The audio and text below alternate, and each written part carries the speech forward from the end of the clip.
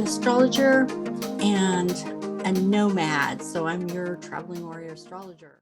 Before I do that, as always, I want to ask you to subscribe if you have not yet subscribed, and ring the bell for notifications so you get all my videos.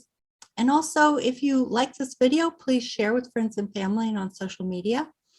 Like this video and leave your comments below.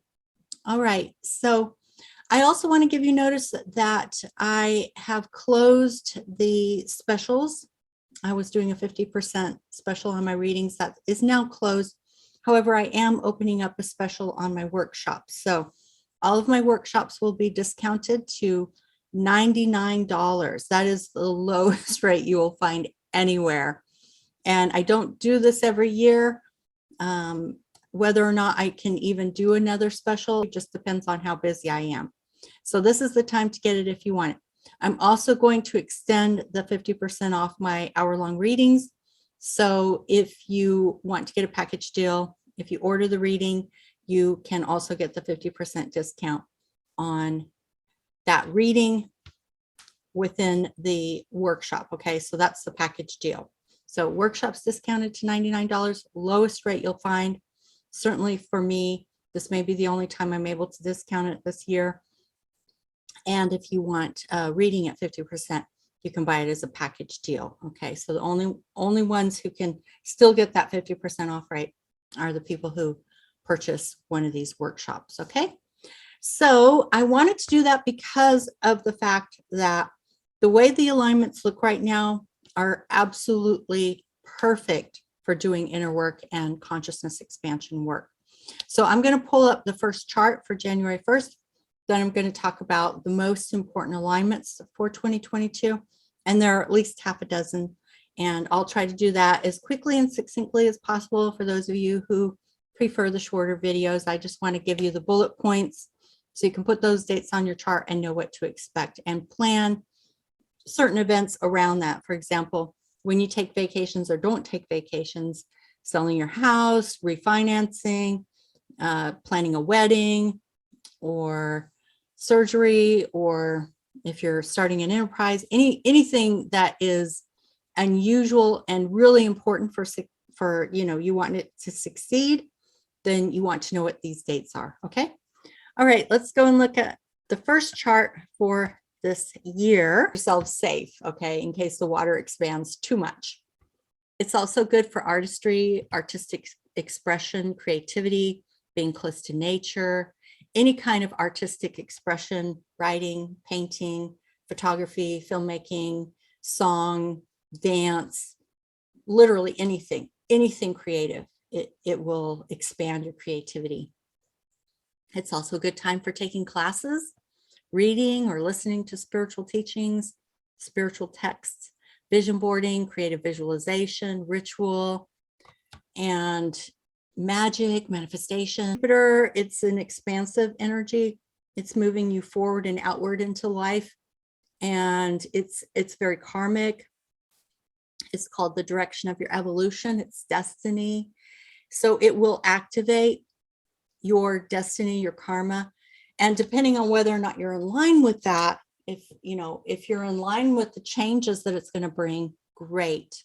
If you're not, well, then you may have some experience that feels more fated because it's trying to knock you into the direction you need to go, because that's what this North Node does. It's the direction of your evolution, and it's going to force you into aligning toward your karma as much as it possibly can. So if you're already in alignment, it'll feel really good. If you're resistant, then it may feel a little harsh. I always say, go with the flow. Consciousness expansion, your healing work, so that you can see maybe where you've been blocking yourself, where you've been sabotaging yourself. And you can heal some of those wounds and make some of those changes and expand your consciousness, get those light bulbs going off. So you can make those changes so that as the planets shift direct, you're ready to move outward into the world as a much more empowered and effective human being.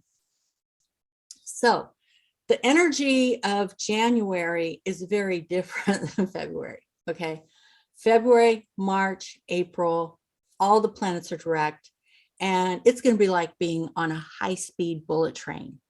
Okay, understand, January, completely different. January is all about retreat, inner work, solitude, totally focusing on your inner work, your consciousness expansion, your spirituality, your creativity, all inner work. Okay.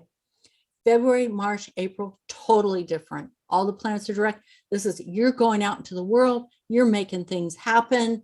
You're on a high-speed bullet train. Things are moving so fast. And this is why you want to be planning for that time period, those 3 months, February, March, April, when it's, you know, all speed ahead, because you need to clear the decks and focus on what's most important to you. And you need to do that before the planets start to move direct. You need to be able to avoid unnecessary distractions, eliminate the non-essentials, simplify your life so that you can move forward with clarity and focus. Because I'm not kidding you when I say those 3 months, February, March, and April, are going to be like being on a high-speed bullet train. Things will be coming at you so fast and you'll be so busy. And if you haven't cleared the decks, you know, if you haven't eliminated all the unnecessary distractions, eliminated all the non-essentials, simplified your life, you know, gotten clarity about what's most important to you so you can focus, man, you're just going to be overwhelmed. Everything's going to be trying to get your attention. You'll be scrambling to find things, you know, you're going to be end up being late to important events or late paying your bills because there's so much overwhelm during those three months that if you haven't taken care of those things, you know, clear out the clutter. Do it now. Clear out the clutter. Simplify your life. Eliminate the non-essentials. Get rid of it. Everything you don't need, get rid of it. Okay. This is a time of clearing the decks so that when you get to February, March, and April, you know what's important to you. You're going to be able to move forward. You know, if you've decided what's important to you is to take classes or to get on a fitness diet and exercise regimen, or, you know, you're going to push forward with your work or a new career, go back to school, or try to get a promotion or promote your business, or, you know, whatever it is that's important to you, or maybe you're going to decide to travel during that time, whatever it is that's most important to you, you want to be able to focus on that, to have absolute clarity, absolute focus, and anything that is not part of that needs to go. Okay. You need to clear out the clutter. You need to get rid of everything that is not part of what's most important to you so that you're not distracted by it. The clutter isn't causing you to lose your keys or other important documents, you know, or you're so overwhelmed you forget to pay bills.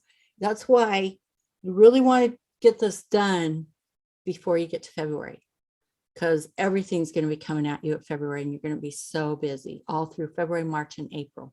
It's great for getting things done, but not if you haven't cleared the decks in advance. If you haven't cleared the decks in advance, you're going to feel overwhelmed. And it's going to be putting out one fire after another. Okay, so keep that in mind. Make sure you're ready so that you can move forward with clarity and focus and no distractions. So full moon eclipses bring completions, ending, fruition, culmination, which can sometimes feel really good. Like if you're graduating, I bet you a lot of people who are graduating in May of 2022, their lives are getting activated by this full moon eclipse in Taurus. Okay. And they're graduating. It can sometimes also be difficult if something is leaving your life that you're not quite ready to let go of, but that's what eclipses do. They try to get you on track with your destiny. So just accept whatever comes at this time. That's why you also want to clear the decks during eclipses, because if you know what area of your life is ruled by Taurus, Scorpio, and Aquarius, then you can be thinking about what might be happening at this time in your life around this eclipse. Various karma that you haven't dealt with, it's like you don't even notice it.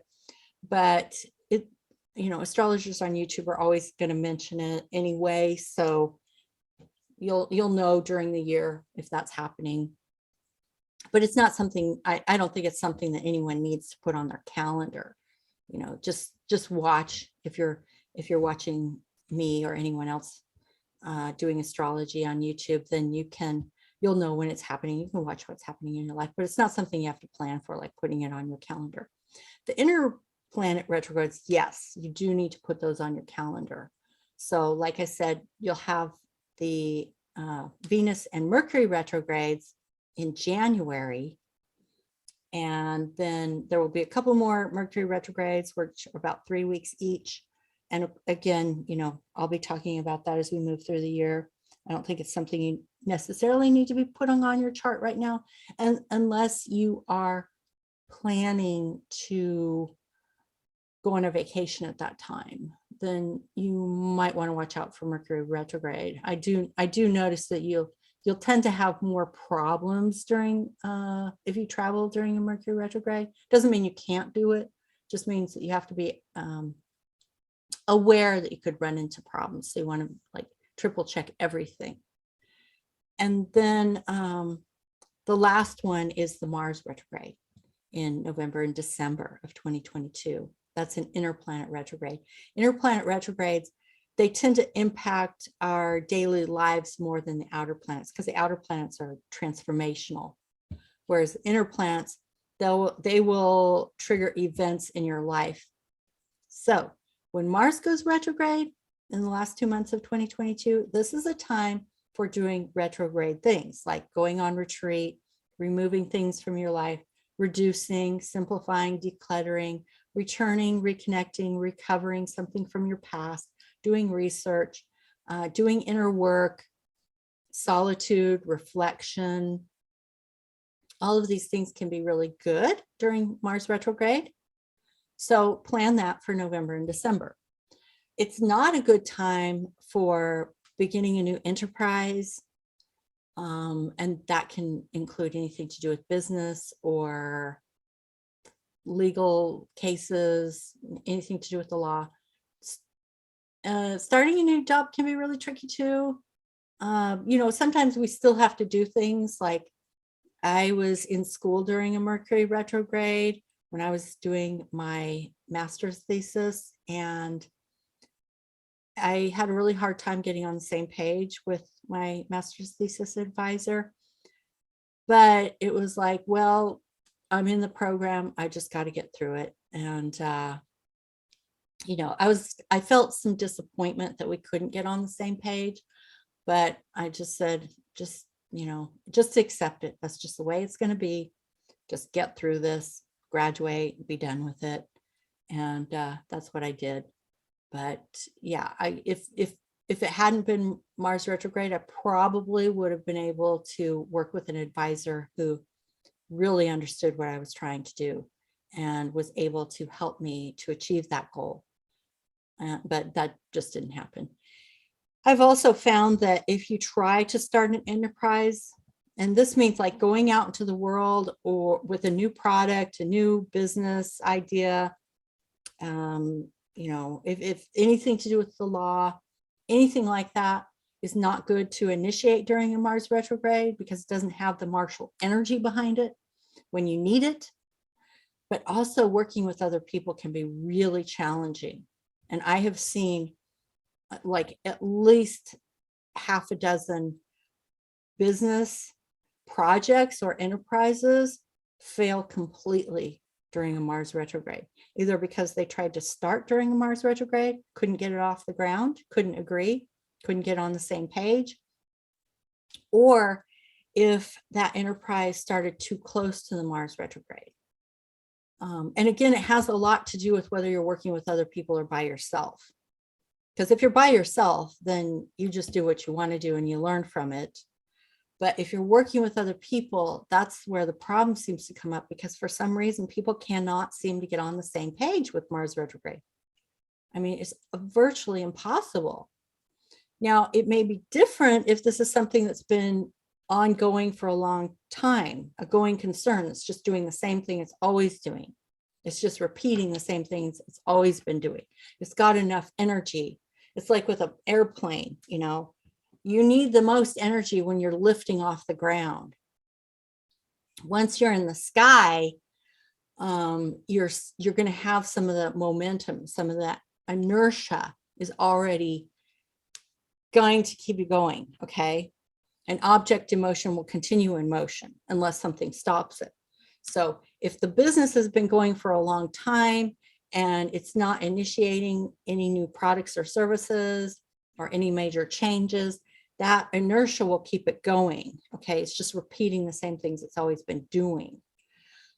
If you're trying to start a new business or new enterprise, a new legal case, and, you know, new product, new service, anything like that that's new, it doesn't have enough energy to get off the ground with Mars retrograde. So that's not a good time to start. Okay. If it has been going for a while, then it just depends, because I've seen both. I've seen businesses that were starting, or projects that were starting, actually a retreat that we were starting to design it too close to the start of Mars retrograde, and it never had enough energy to get off the ground, and it failed. And there were reasons for that had to do with the martial energy, basically. And we just could not master it during that time. And so we had to cancel the retreat. We were never able to lift it off the ground. Another example was a business that we started probably early enough. If it had just been the three of us, we could have kept it going, but we started to bring new people in too close to Mars retrograde, and it was a disaster, absolute disaster. And I think it ultimately ended up destroying the business idea, and we were never able to get it off the ground. And then I've seen other businesses that were successful. They had been in business prior to Mars retrograde, had enough energy. There were just an ongoing concern. But they tried to bring in a new product or service during Mars retrograde, and it failed. The business kept going, but that particular product or service failed. So yeah, so just keep that in mind. Okay. It's got to have enough energy to get it off the ground. So it's already in motion, well in motion, and it can ride through the Mars retrograde. You're just doing the same thing you've always done, and it'll keep going. But if you're trying to start something new and get that lift off, it probably won't succeed, especially if you're working with other people. Because I don't know why it is, but people just cannot seem to get on the same page during the Mars retrograde. So if there's even if there is a distinct hierarchy, I think I'm not even sure if you could do it under those circumstances. Like I was saying, there was a business, a school that I taught with for a long time, and then they tried to initiate an online division during a Mars retrograde, and it failed completely. They were never able to get it off the ground. But the school continued on the way they had always done, you know, having their in-person classes. They had no problem with that. So, you know, or if you have employees, if you're just doing the same thing, then you'll still be able to get through it. But if you try to hire someone during a Mars retrograde, that might not be very successful. And the last thing I'll say about Mars retrograde is if you try to start a romantic relationship during Mars retrograde, the sexual chemistry will never be there. So you might, friendships are fine. You know, you can meet new people and start friendships during Mars retrograde, not a problem. But if you're trying to start a business or you're trying to start a romantic relationship, you actually need that Mars energy for the business or for the sexual chemistry in the romantic relationship. So if you try to do those things during Mars retrograde, you just can't, there's just no energy, you know? It's like Mars with a dress on. It's just not going to have that martial energy that you need. Not making any statements about sexuality. It's just that, you know, Mars without direct energy, when Mars is retrograde, it turns inward. Doing things by yourself are fine. Trying to do things out into the world and get that spark going is just not going to happen.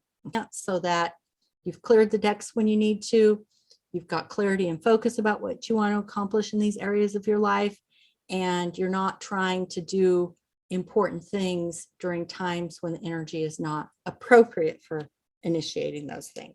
Okay. All right. So I hope that was helpful. And again, if you want to take any of my workshops, all you have to do is look for the link below.